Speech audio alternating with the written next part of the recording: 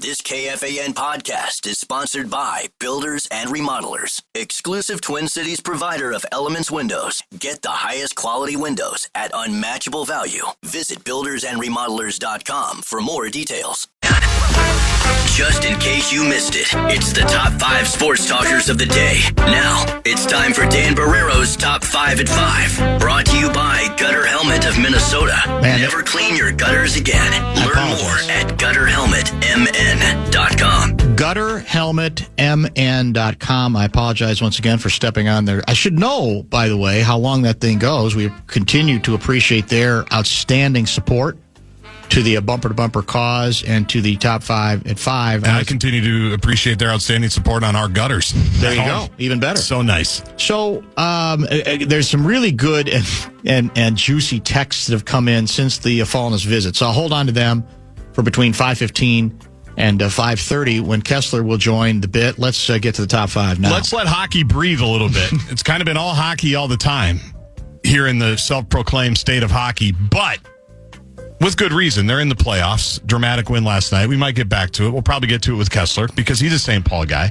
Minnesota Twins got their second consecutive victory. You mentioned it, and I went and did some digging. Didn't have to go too far because it's only been a few weeks. The Twins are on a 2-game win streak. They won today in 10 innings. Ty France singled in Byron Buxton. Kessler was there, right? Was he there? I don't know. I'm just going with it. Wouldn't surprise me. They win 4-3 today. They won 6-3 last night. It is a 2-game winning streak. Their first since they knocked off the Chicago White Sox in back-to-back games, the second series of the year. So they're 7-12, still behind a lot of teams in the American League Central, but they've won 3 of 4, and they're a game and a half behind Kansas City for third place in the Central. Who do we have coming in next? I don't even know. We go to Atlanta. Oh, yeah, that's right. Okay. We go to Brett Blakemore's Atlanta Braves, a rematch of the 91 World Series, which is the last really good memory we have. Was he out last Sunday because he was at the Masters? No, I think he was in Arizona. Oh, okay. All right. I was just curious. I know he's a big golf guy. I thought, well, I think his dad's in Atlanta or in Georgia, so I thought maybe there was some kind of should be connection there. He should figure that out. Yeah. Yeah. Okay. No, he was in Arizona, I believe, visiting family. And do you know the bit about Brett Blakemore and the Arizona State hockey coach? Not sure I do. He looks exactly like Brett Blakemore. Oh. Which I discovered just this season. So anytime he has a press conference, it looks like Blakemore is talking Sun Devil hockey. So he went to Mullet Arena, Blakemore did, because he's committed to the bit, and took a bunch of pictures in front of the arena. Did he really? Yeah, put it on his Instagram, put it on Twitter. He's committed to the bit. I love that. That's a very good commitment to the bit, no question. So what's today? The 16th. We're off tomorrow. We take on the Braves starting Friday night, your Minnesota Twins. Yeah, and like we said, I mean, the part of the reason that I think people were taking this slow start more seriously, even though not that many games have been played, is because of the way they finished last season, right? So it was being viewed as a continuation of the nightmare that ensued last season late when the club collapsed. Because obviously, mathematically and every other way, there's a million, there are a million games yet to play. There's all kinds of time. It doesn't have to be the end of the world that they got off to such a slow start. But I think that's why it has felt bigger, because it came after the late season collapse last season.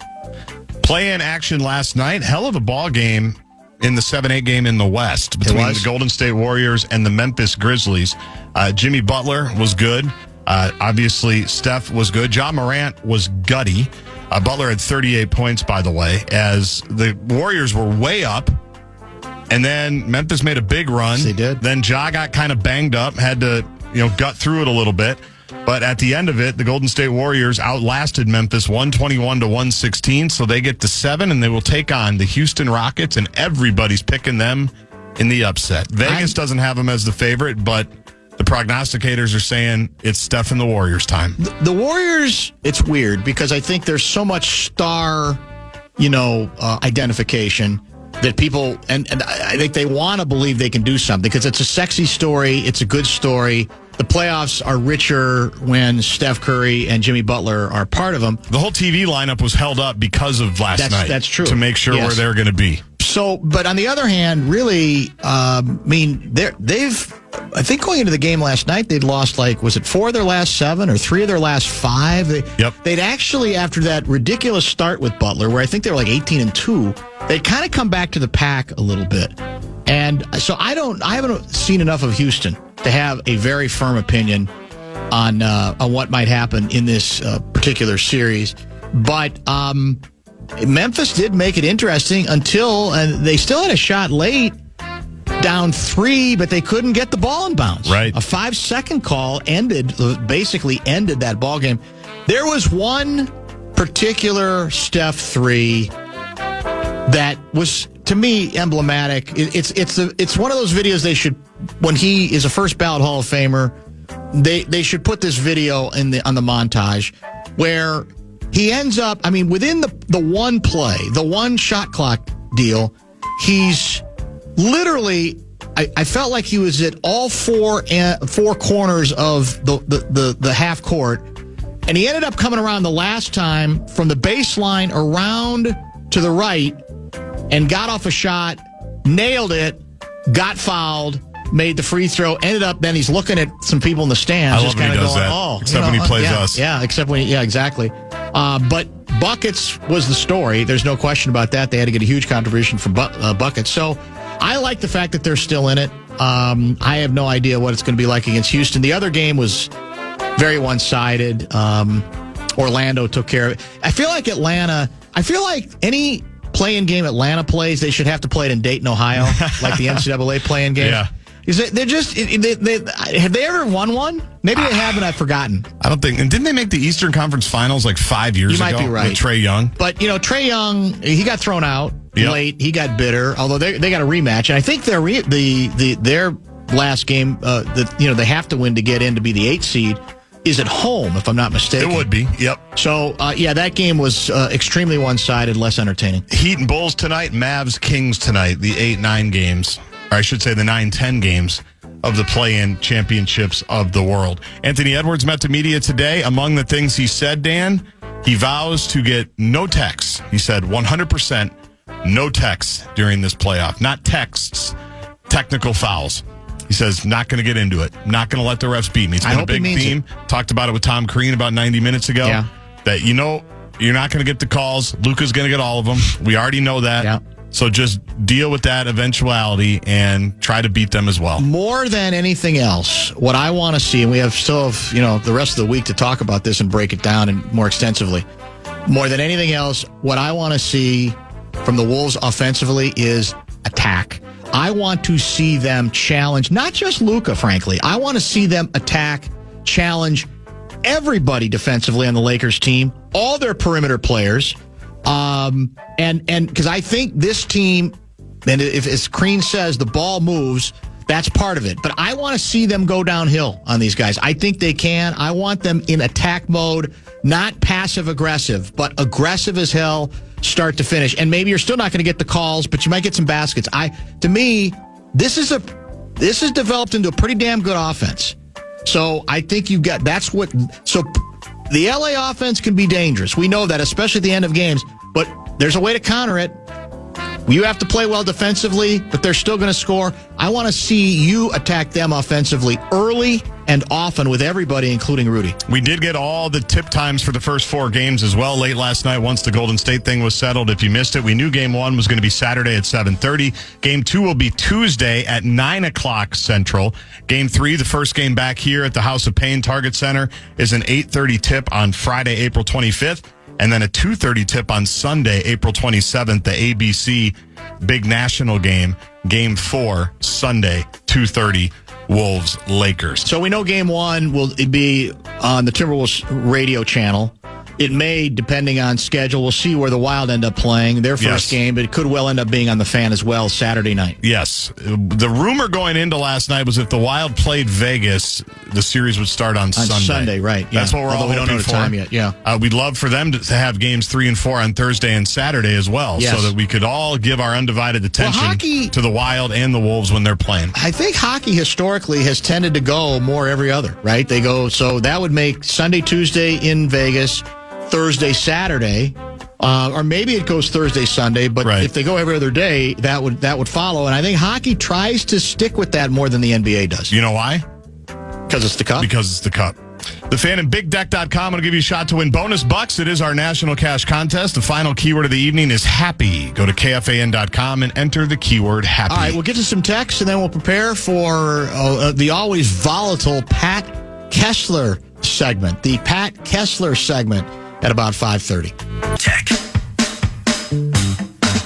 Show us your purple preset for a chance to win Vikings draft party tickets. You can set KFAN as a preset on the iHeartRadio app. Screenshot it. Post it with the hashtag KFAN purple preset to your social media. Make sure you follow and tag us as well at KFAN. Winners will be DM'd daily. Get the full rules at KFAN.com. Keyword contest.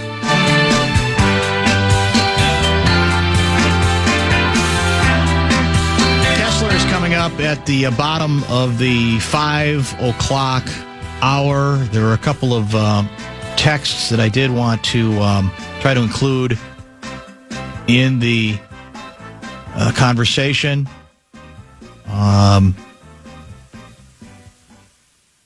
Ask Fallness, are we really able to call ourselves the state of hockey when basketball hoops are in 2 out of every 3 driveways throughout the entire metro, even suburbs, outskirts? As a Grubhub driver, I can attest to this being accurate. 0 hockey rinks in front yards in winter.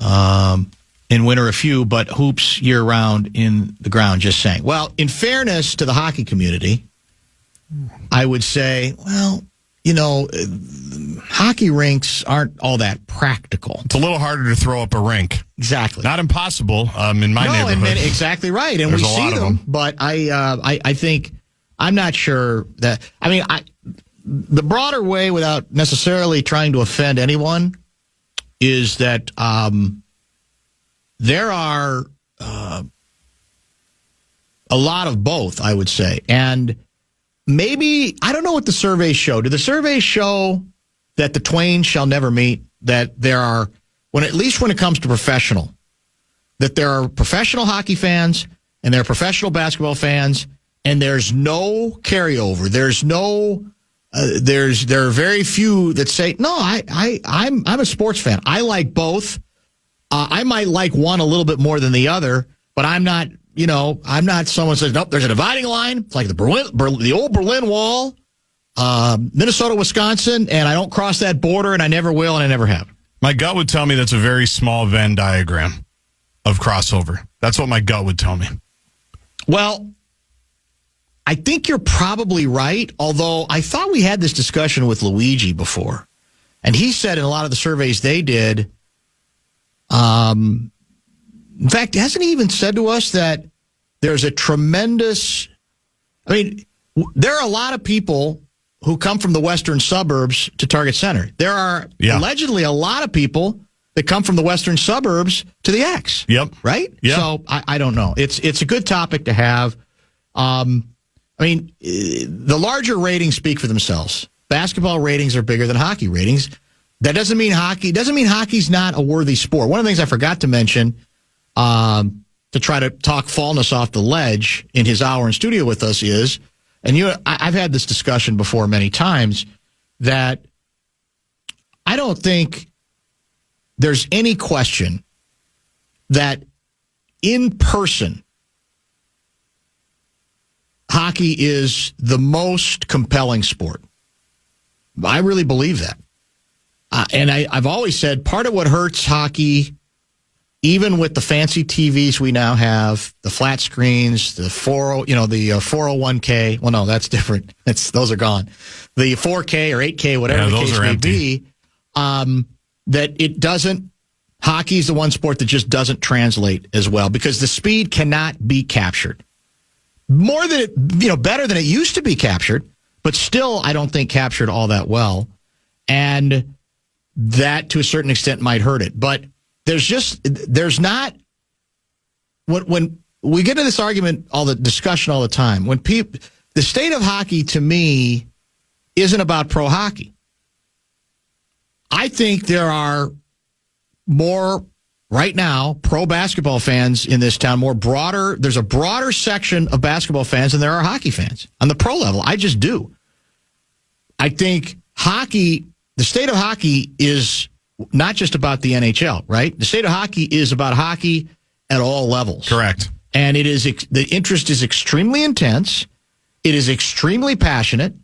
It is rooted in great traditions. No one will doubt any of that. But I think that's a different issue. And I mean, like I said, there's a reason. The ratings, I mean, the kind of numbers that occasionally you get in hockey, you go, well, that's a nice number for hockey, but is it, compared to other sports, is it all that great? And it drives hockey people crazy. Yeah. But the numbers are the numbers. I don't think you can run from them. And it doesn't mean it's not a quality sport, right?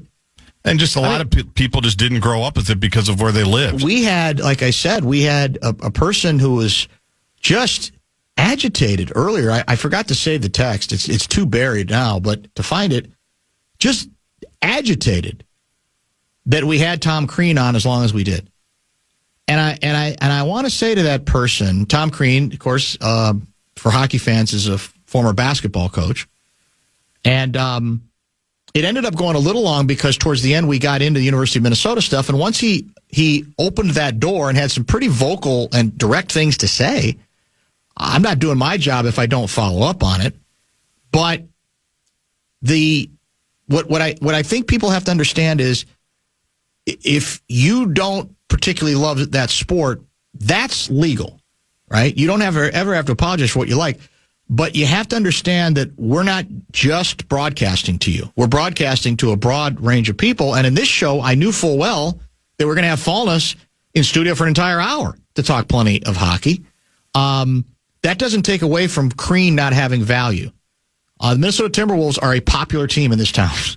You don't have to love pro basketball, but they are. And all of the research that this station does, and it's extensive, has confirmed that there is a great deal of interest, especially among the kids, in this basketball team, especially now that what happened. They made their run to the conference finals last year. So, I think we try to be more in the business of who's a good guest and go at it from there. And if the guest is offering compelling analysis, whether it's hockey analysis or basketball analysis or whatever, we're going to do it. And that was I think pretty much the intent. I feel like there was one other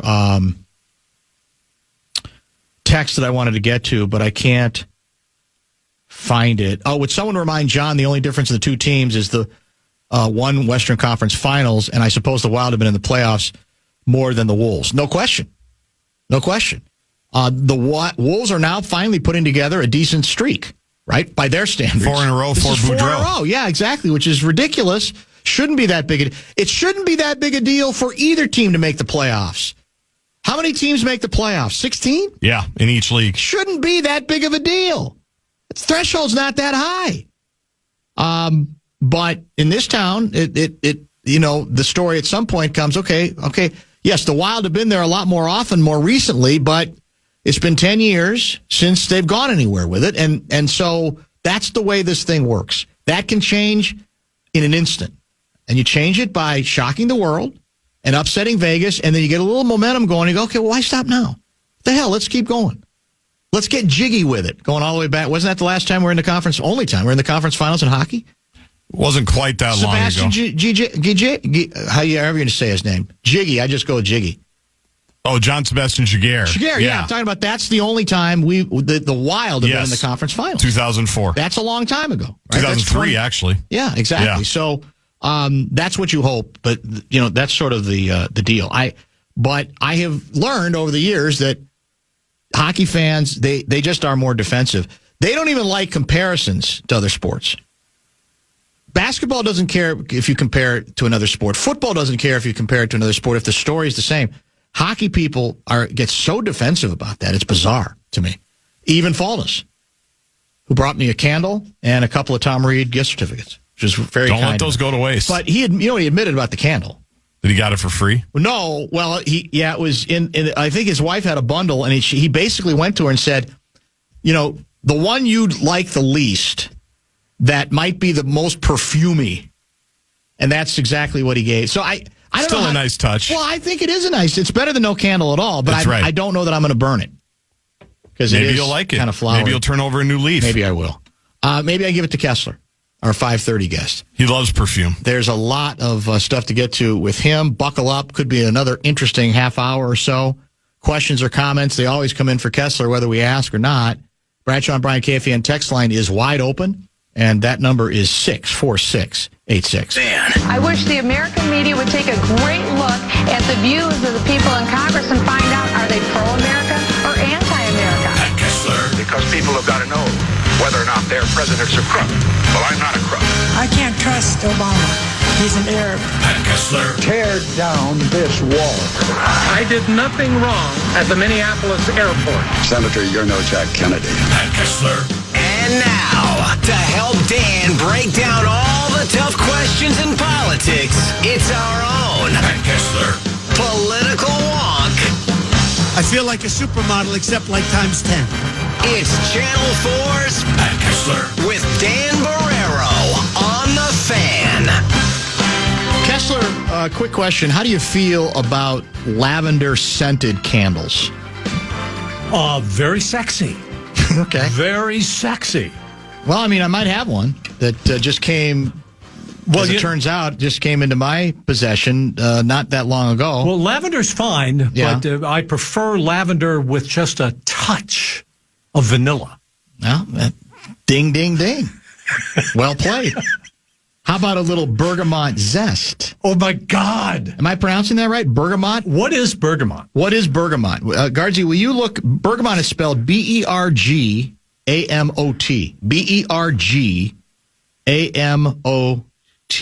All right, because Zest we've heard of. I do Vanilla burn bean. a candle. I do too. I can't. Every once in a while. I burn them all the time. At home. And Big currently my favorite You know what? is called Grandpa's Glove. Grandpa's Glove. That sounds hideous. What you wore here today, you dropped one in the break room. I had to remind you, Grandpa, to pick yours Think up. about What the hell it. does that even mean? Think about it. A bergamot, type of citrus fruit native to Italy, okay. often described as a hybrid between a lemon and a lime. I think I would Not like bad. that. Yeah, that sounds decent. Boom. I'd take that. Do you know the one? The one problem with candles is obvious. You got to remember to blow them out, right? I mean, my sister, the married sister. Oh no. This goes back many years. Okay. Yeah, they left it. It was on the fireplace mantle. They forgot come about on. it. Oh, It no. melted. Yeah, it started a fire in their house. They got big time damage in their house. All right, so got saved. you should burn candles either on a plate or some sort of dish, but aren't they generally in glass? Yeah, it's a good question. I don't know what happened in this case, whether Yes. the glass exploded or something happened where it stayed lit too long. Because I do remember in college where we had the candles, the big candles. Oh, you got to. And you just burned down 2-3 of them. And How much incense did Kessler burn in college? Not a lot. Really? You mean to cover up the smell of pot? Mm-hmm. That's exactly And what I did did. it actually do it? Did it actually cover the scent of the sweet ganja? Not quite as effectively as we'd Probably like to didn't. think, I would say. People come in. So you have your bottle of Mateus. Remember Mateus wine, kind of a beautiful, and then you have candles going, and then wearing English leather. Those are the days. Think about it. English leather. It's funny because the main pot guy user on floor 7 Wilkie Quad, Indiana University, my freshman year, Bo? was his name was Mark. And I dare say that long before Joe Mauer ever seemed to copyright the term pretty neat. That's what he says, pretty neat. Mm-hmm. Mark, pothead Mark, every time whatever I said to him, he'd go, pretty neat, man, pretty neat. That's all he ever said. Pretty neat, man. I mean, I could have said, well, looks like I got a week to live, and I go, pretty neat, man. Yeah. And that's what happens when all you do is smoke pot. Yeah, I tell you. Yeah. Where is he now? Is the I question. lost touch with him. Yeah, actually, yeah. So I'm just going to close the circle on my grandpa's glove. Grandpa's glove. You mean like work glove, a baseball glove? I'm What's just telling glove? you, that's the name of the scent. That doesn't sound appealing. Well, when you go into the work, when you go into your tool shed. Okay, the blue collar. Let's talk about it. You go into the tool shed and you got the faint smell of gasoline and the leather of the gloves that have been working in the garden and all that kind of stuff. Yes. It's not quite like that. So this is a scent. That's good to know. Well, I mean, that's what I thought. Clarify, yeah. So this is a scent by Blue Dot. The very exclusive, of course it is, designer furniture company. And it costs a pretty penny. That's all I'm going to say. And that is my current favorite. And I can't get enough of it. That's all I'm going to say. There's a lot on the platter. I don't think one thing I do want to get to that. Oh, by the way, real quick, are you more of a hockey guy or a basketball guy? Boy, I don't think you ever acknowledge hockey, do you? Well, not to you. I raised a hockey player. You did? Yeah. Oh. My daughter was a fantastic hockey player. Is that right? Number one. Were you the hockey dad type? Were you like all over it? Like being a complete fool? And pressure? Well, no. You were good on that? Good idea, kids. Oh, okay. Good idea. It was like that. That kind of thing? Yeah, it was like that. But, she was, her name is Meredith, and she was known as Meredith. Because she was the enforcer. Enforcer? The number she was a goon? one penalty minute. Is that think right? about it. Had your temper, huh? Yeah. Oh. What do you mean by that? Yeah. I'm not defensive. What? Yeah, what I say. Yeah, for Cretin Durham. Yeah, so, pretty good. So, it's a shame you just never bring up your son Walker, though.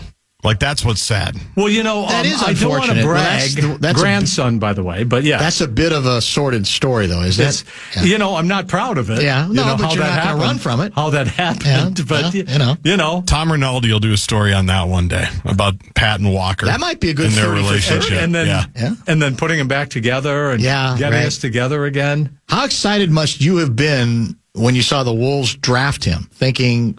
I thought it was awesome. It's all going to come together. What a great bit. And then... I even brought out my Kessler whiskey glasses. Did you really? Yeah. Yeah. Yeah, with a basketball player on it that says Kessler. Mm-hmm. Smooth as silk. Smooth as silk. Yeah, so, I mean... And then he was part of the Gobert deal. It just would have been... Yeah, I mean, it's fantastic. I mean, I'm loving the Timberwolves right now. Very excited about the Wild, but, They clinched last night. I know, man. They're in. I know. They got to play a tough team. Win and you're in. Well, both teams are going to be underdog. Who's a bigger underdog from a Vegas standpoint? That's a very good question. I'm guessing, if I had to guess right now, we have plenty of time to figure this out in the next few days. I'm going to guess, hockey's weird. So there's a part of me that would say, for that reason, the Wolves might actually be a bigger underdog than the Lakers. I mean, than the Wild. Yeah. Yeah. I mean, because hockey's weird, but then again, I don't know. I mean, how much do hockey bettors, can turn in 1 second? Yeah. The old cliched hot goaltender, the whole bit. Absolutely. Yeah. So you can be hot one night and not the other. And all I'm hoping for right now, and I mean, I still have hope in the Wolves. I think the Lakers are loaded up, but just take one. Just take one. Yeah, that's true. Yeah, that's how it starts. Take one. Both teams will be starting on the road, so it's the old deal of you split the first two and you give yourself a chip chair and a chance. Coming back home. Are you familiar with Senator Chris Van Hollen? Yes, I am. He is in the news. I'm looking at a video from him. This was from 7 hours ago. He had just landed in San Salvador. He, at that point, was planning a meeting with, among others, the team at the U.S. Embassy to discuss the potential release of Mr. Abrego Garcia. And there was also hope that he would meet, I think he did meet at least already with the Salvadoran vice president, if I'm not mistaken. This is, you can explain to our audience if they haven't paid attention. And not the world's coolest dictator? Well, yeah. Except that he didn't get any grief for not wearing a tie. He didn't wear a suit in there. He had a coat. I'll give him that. Last week you have Kid Rock, who looks like he's going to be shot out of a circus cannon. Who's presiding over a war, gets belittled because he didn't have a tuxedo on. I mean, come on. Yeah, it's interesting. All right, so who is Mr. Abrego Garcia, and what is Chris Van Hollen trying to do? I get what he's trying to do. I mean, he is the senator from Maryland and the dude who has been mistakenly, administrative error, sent to a mega prison in in El Salvador. Correct. He's one of his constituents, and this is what they are supposed to do. I get it. This is a trip that I really believe had no chance, less than zero chance of succeeding. So did he really want to do this? Did he expect that anything was going to happen? So the righties are calling this, of course, a political stunt. And it's not invalid to call it that. However, somebody's got to stand tall. That's exactly it. If you're not going to ask, then it's not going to happen. So he met with the vice president. That's okay. But you got these two guys in the Oval Office, President Trump and President Bukele, and they are going back and forth like they're the big bros. And like I'm tougher than you. Oh yeah? Well, hold my beer, mother. You know what? Because I'm tougher. So I don't know, man. He had to do it. But let's give the latest headline. A federal judge has once again ordered the Trump administration to return this dude to the United States, and the Trump administration is all but refusing. As a matter of fact, they are now saying he is never coming back to the United States, despite the order from the federal court. This may end up in the Supreme Court again. They are claiming, without evidence. Is it going to matter if it gets to the Supreme Court, though? These guys don't show any interest in respecting the court and even the Supreme Court. Well, I got to figure we've got to go through the steps before they actually defy the Supreme Court and say, okay, enforce your order, Supreme Court Justice John Roberts. What army? What army you got? That's it. And I don't know if we're headed that way, but it appears that we are. Now, this guy, admittedly, he came into the United States illegally. There is no evidence that I have seen or that they have produced that he's a member of the MS-13 gang. Well, officially, they don't even deny that, right? They don't even deny that it was a mistake. Yeah, correct? They don't, said it's more than that. They say it was a mistake. Exactly. That we made a mistake. Right. And they say, well, bring him back. Well, this is like the classic. It's like an O. Henry short story. Correct. Where Trump says, I can't do it because he's in another country. And Trump, the guy who says he can get anything done, he can stop wars at any time, the art of the deal guy, suddenly, it's beyond me. And then he's sitting with the El Salvador president and says, well, I can't do what the El Salvador president says, because what am I supposed to do? Just take somebody and bring a terrorist back? So it's goofy. And even if they bring him back, and let's say they should, let's just say for the sake of argument that they should follow the court order and bring him back, then deport him again, if that's what you want to do. But we're talking about due process, and there may be others in this prison, due process of taking people off the street, throwing them onto a plane and taking them somewhere else. Well, the president has even, and I can't tell how much of the means of this and how much of it he just likes getting people going is, we'll start if we can. We're going to start sending U.S. citizens. We want him to build 2 more, the dictator. Yeah. To build 2 more prisons. And how many prisoners does this hold? I think it holds 20,000. Now, does President Trump really mean this?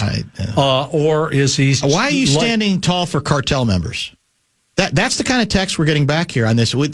That's great. There can't even be reasonable conversations about this. Who's the cartel member? What is it? What does that mean? Are they saying that this dude is? That's the allegation. There's no evidence of this. And we'll say again, nobody in this show is standing up for anybody, maybe even this guy. Get rid of him. Just follow the freaking process. This isn't tough. This isn't difficult. If you have violent criminals, deport them. Ridiculous. If they're here illegally and undocumented, deport them. But if they can take someone off the streets and disappear them without due process, that's a problem. You'll care when it's you next. All right, let's bring it closer to home. Maybe this will buy off the righties.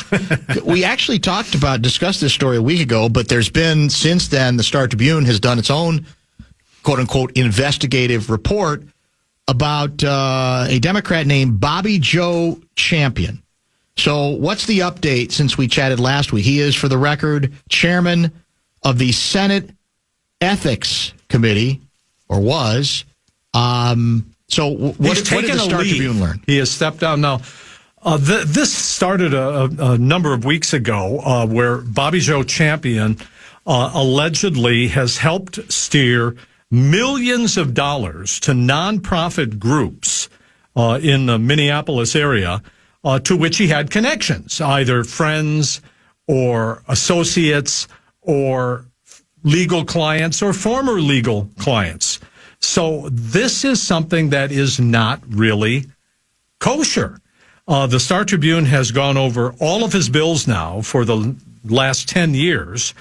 And they say after the investigation, the Star Tribune says that he has blurred the line between his legislative and private business for years, pushing for funding for organizations for all of these people with whom he's associated. And we're talking millions of dollars. Normally, when a state government says we're going to put a grant out there, you have to compete for the grant. The different groups have to compete for it.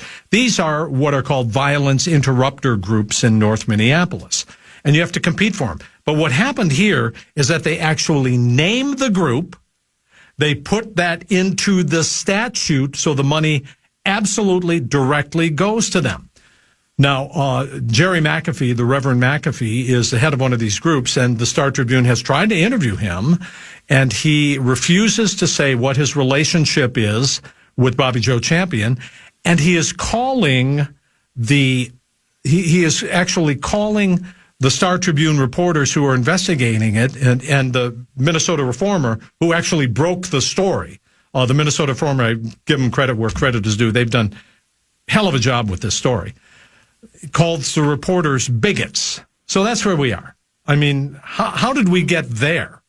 That's a question. No, it's not new. That was part of the strategy to fend off the Feeding Our Future investigations. Was we'll get to talk that, racism, and that's crazy too. We are going to get to that. So has Champion responded to the Star Tribune story?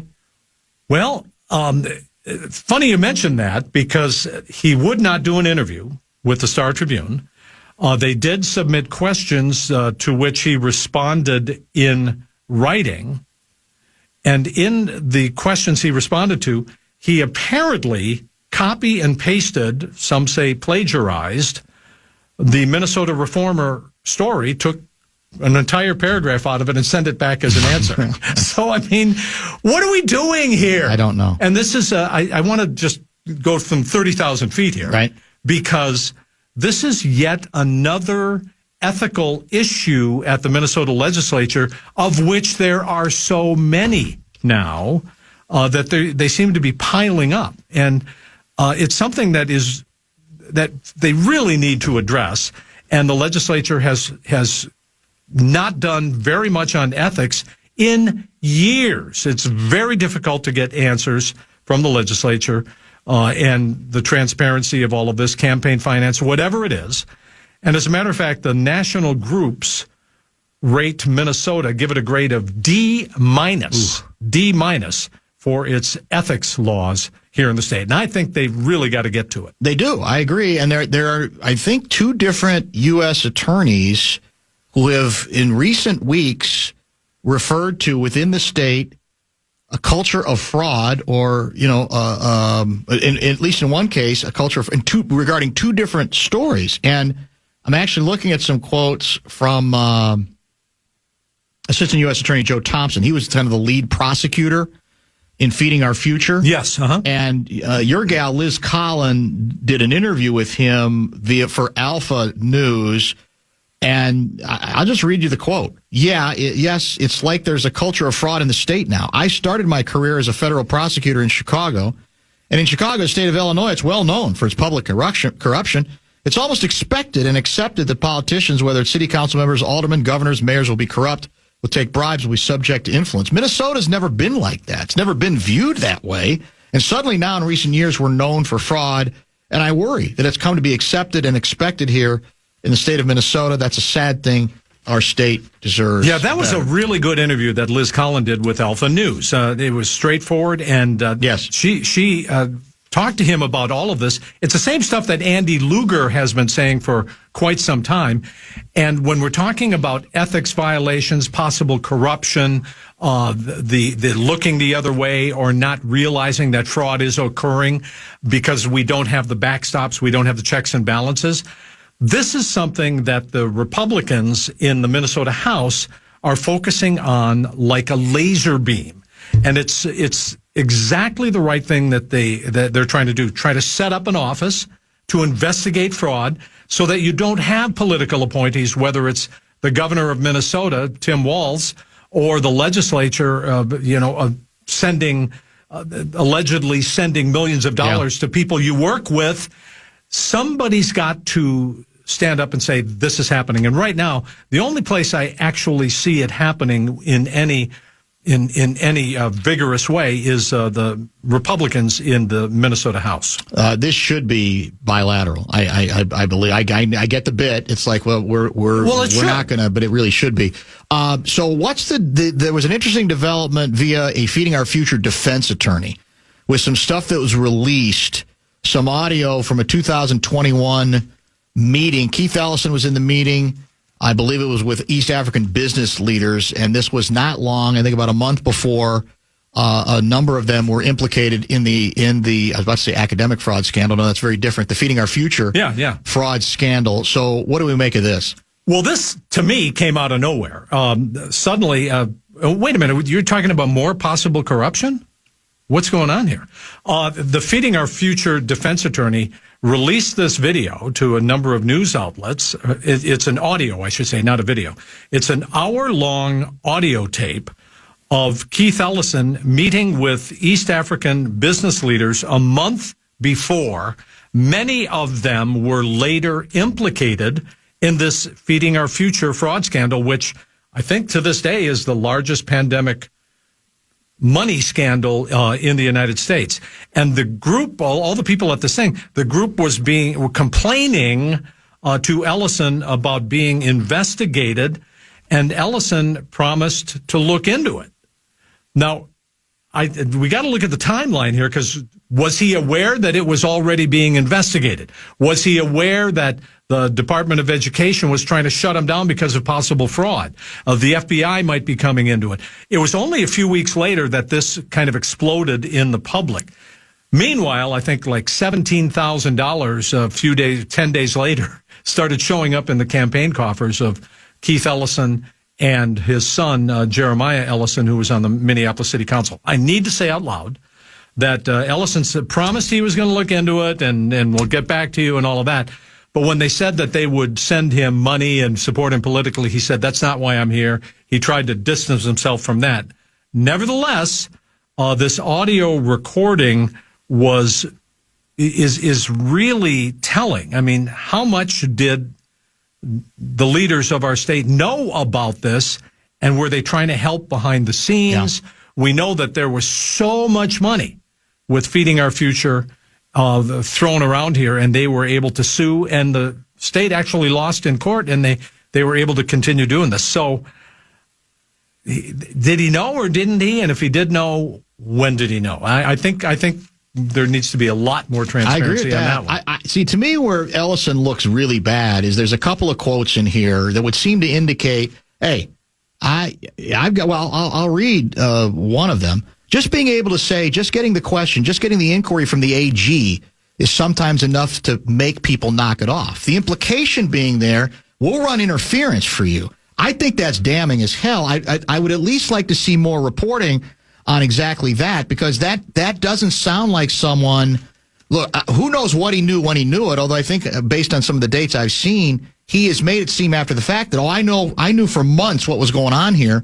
These quotes almost seem to say, hey, I'll try to help continue or to help run some interference because I'll use the power of my authority in my position to see that folks should back off. That's how it looks like. There's another quote. Walz agrees with me that this piddly, stupid stuff running small people out of business is terrible. Well, this wasn't an attempt to run people a business to hurt small people out of business or to hurt their chances to develop their businesses. This was an investigation to see whether fraud was being committed, for God's sake, and we found out it was in historic ways. And there were a lot of people around this time who may have known this already, right. And I'd be surprised if Ellison or his office, someone in his office, didn't already know this. He is claiming that he was invited to the meeting by a friend of his. Then they went to the meeting, and then all of these guys were there. All of these business leaders from Minneapolis who were getting money from the Feeding Our Future. And he said he didn't know. But here's the thing that the Attorney General's office told Dina Winter at the Star Tribune. He did not know, the spokesman said, Ellison did not know about past litigation between the Minnesota Department of Education and Feeding Our Future, even though his lawyers had been fighting Amy Bach in court by that time, and he didn't know, they said, the office says, that the people he was meeting with were being investigated by the FBI. Is that credible? That's the question. Called into, I think it's a serious question at the very least. So we'll too. see. I'd like to see a lot more reporting on it, frankly. Yeah. All right, let's make this the top of the hour break. We got more with Special K, Pat Kessler. Some good texts have come in. And we'll try to get to a couple of other stories as well in our final segment with him for this lovely Wednesday. Your home for NFL draft coverage is KFAN. You can get live updates and expert analysis leading up to draft day and reactions to all the action from pick 1 through the 7th round. KFAN, your draft headquarters, presented locally by Heating and Cooling 2. Go to heatcool2.com. That's the number 2, heatcool2.com to book your service today.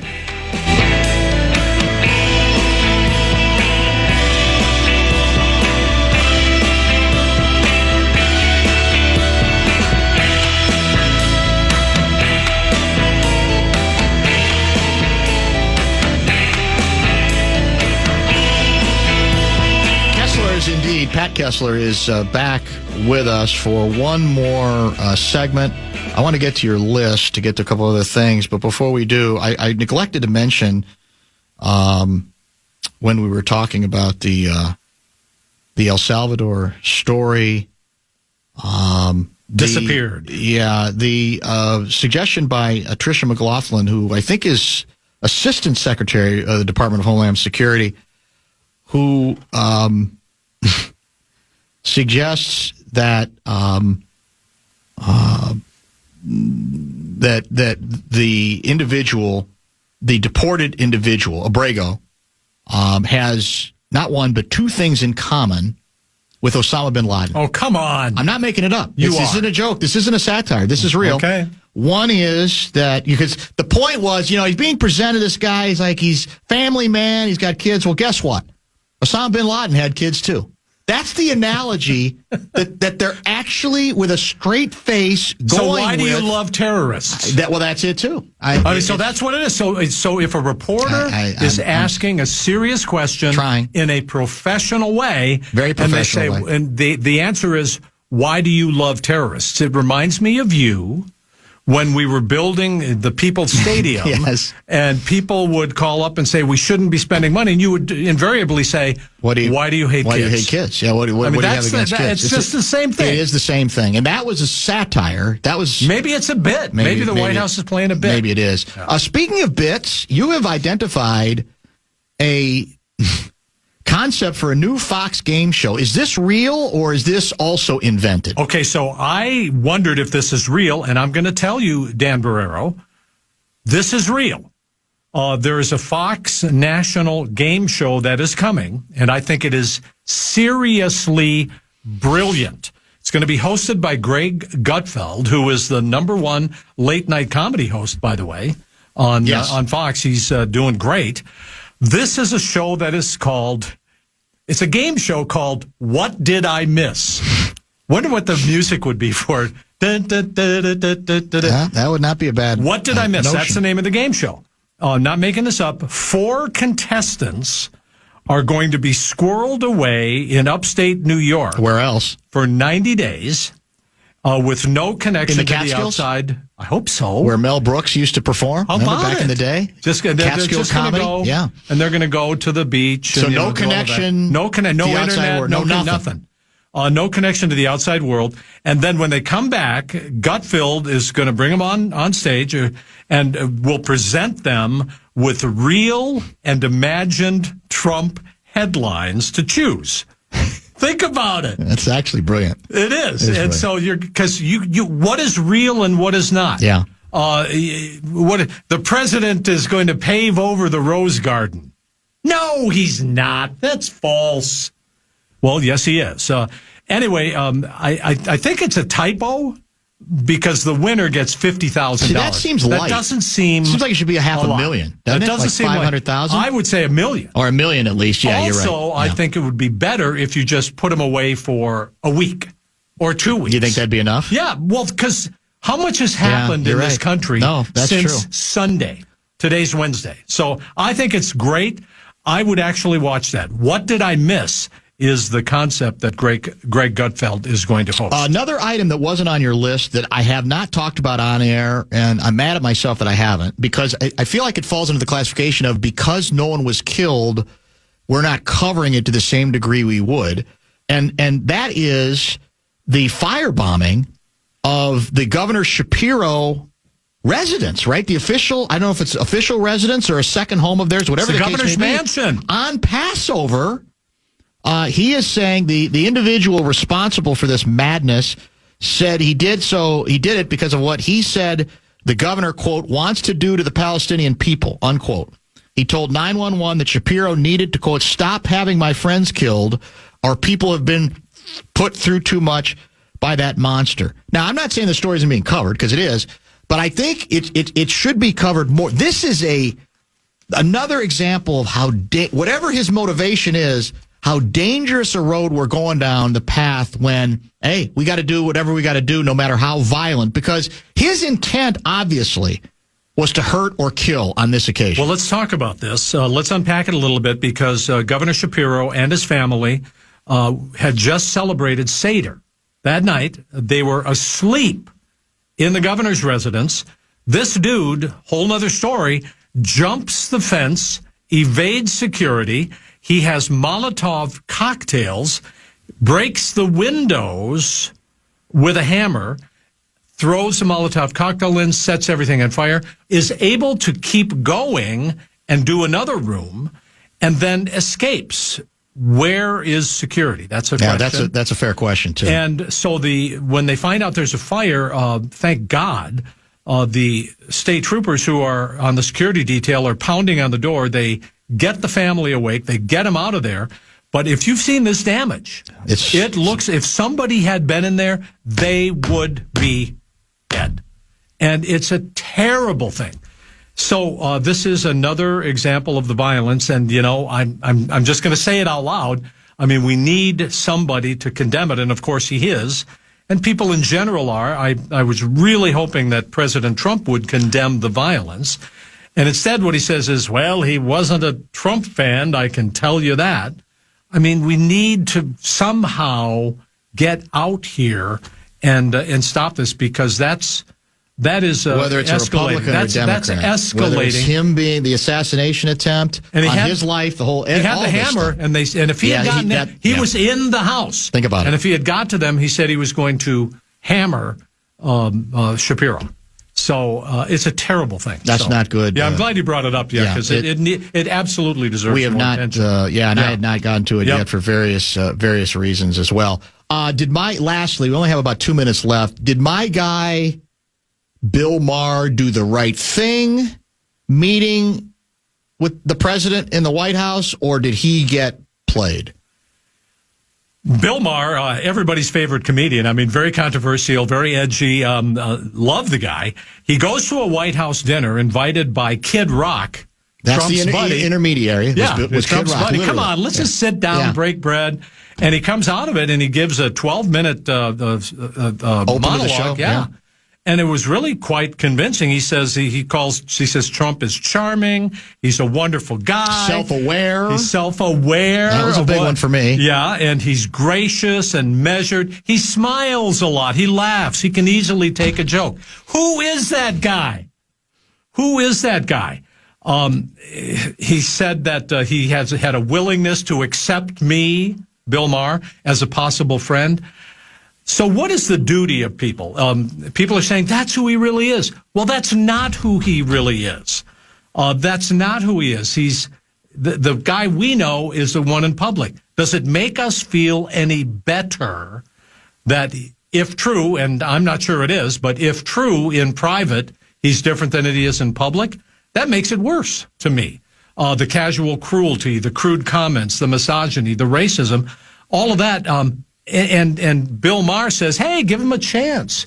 So Bill Maher's fans, I'm not going to say they're rebelling, but there's a pretty big controversy. Yeah, there is. Over whether he did. Now, should he have gone? I say absolutely. I think he should have gone because I think that's what he's trying to hold on to. The question is how you characterize it and then what you expect other people to do it. Now, he said at various points, look, I'm not saying that's who he is, but I'm just saying that was what that was what I experienced. The problem again with that is it's to a large extent irrelevant if that's not who he is when he is dictating, and I use that term literally, policy to the degree that he is. And at some point you go, well, have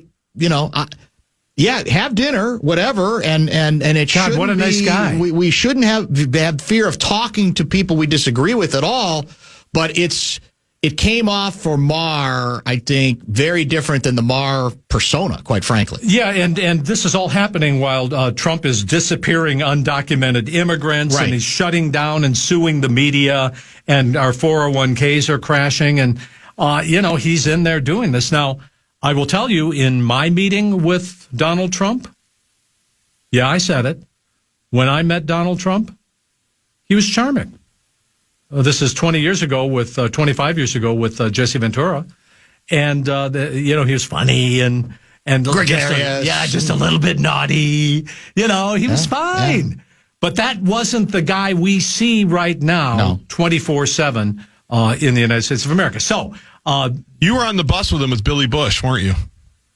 Now it can be revealed. Funny. I always knew that. And you know what I was clutching? You know what I was grabbing? Do I really want to know? Your pearls. My pearls. Yeah, I figured that might be coming. Thank you. Yeah. Well played. Thank you. And well saved.